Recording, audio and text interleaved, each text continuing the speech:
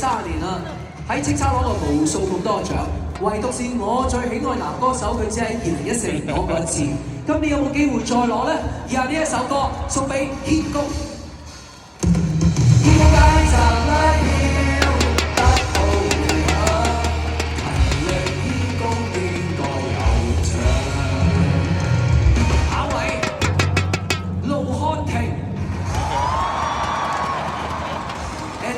上年個頒獎俾佢，哇！滿城風雨，我都係唔好講㗎，咪真係麻煩啊！如果唔係嘅話 ，OK， 不如我即刻唱俾佢聽好唔好啊？呢首歌送俾佢。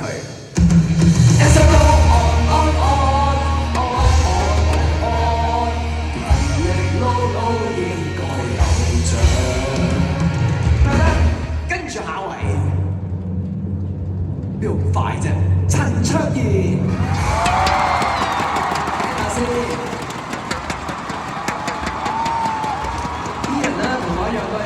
創作型歌手，咁依人同我一樣都係唱翻自己嘅作品多啦。咁依人同我一樣咧，都係屬於有前途嘅男歌手。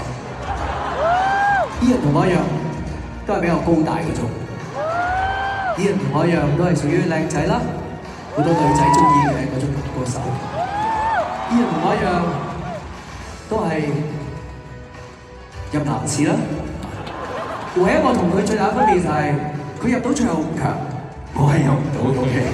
以下呢一首歌送俾陳卓賢。首首歌自己作，好似能夠勤力寫歌應該有獎。尹光，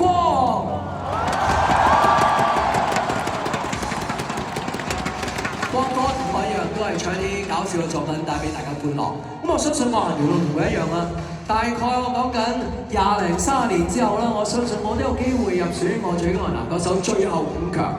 到嗰陣時候，我應該係7得個8，4得個6， 80幾歲到啦，終有一日嘅。所以呢一首歌，我向光 B 致敬。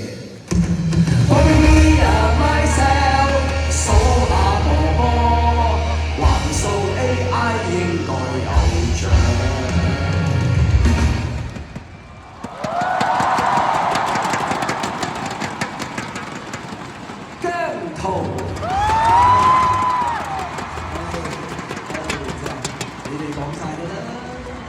個個都係嘅原來，真係，所以呢一首歌我直接唱啦。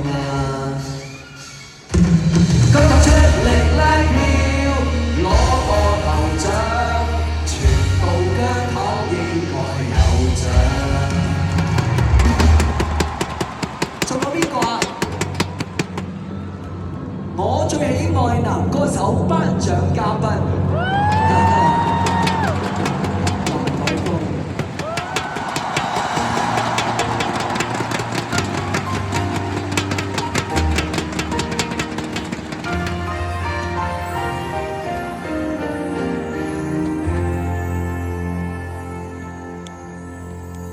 清唱，一開口用喉嚨聲清唱，這樣才會令你為我拍掌。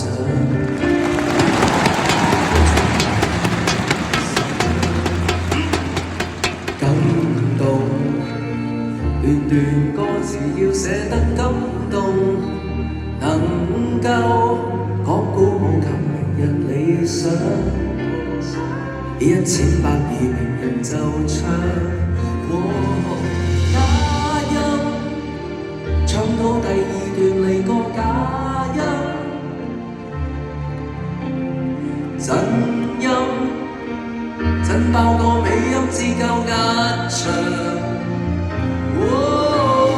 慘情，我愛你抵死冇好收場。